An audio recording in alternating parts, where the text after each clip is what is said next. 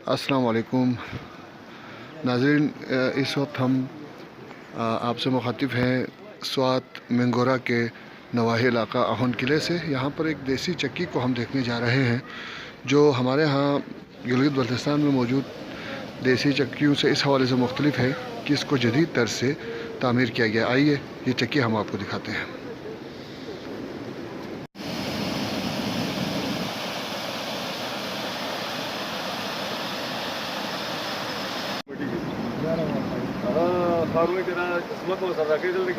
बीस 15-20 बोरी आते हैं गंदम का, वो तकरीबन शाम तक वो बिक जाता है। तो इस आटे में और दूसरे आटे में फ़र्क क्या होता है? फर्क तो बहुत होता है। वो ये देसी होता है ओरिजिनल। उधर जो मशीन है वो तेज घूमते हैं ना, तो वो आटा सही नहीं है इसका। ये तो पानी इतने पानी की वजह से पानी ठंडी होते हैं ना, तो इसकी वजह से आटा मीठा होता है, सेहत के लिए भी अच्छा है। जी हाँ, ये पुराने वक्तों में वैसे ही था हाँ पुराने वक्तों में या ये अभी जो नया बना है?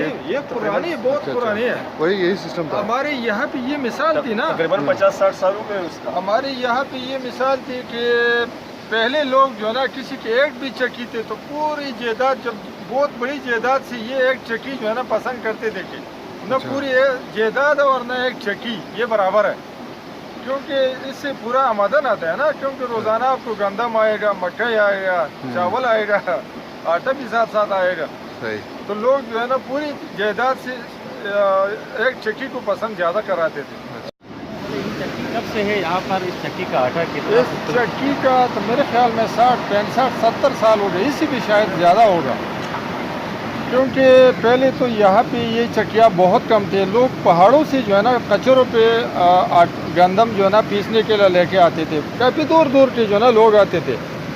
अभी तो खैर हर जगह पे ये मशीनें बिजली वाली आ गई है, तो अभी घरों में हर जगह पे जो है ना पीस जाती है। पहले तो काफ़ी दूर दूर से आके इधर रात 1-2 रात करके उसको नंबर नहीं मिल रहे थे, क्योंकि रश बहुत थी उसमें चक्कियों में।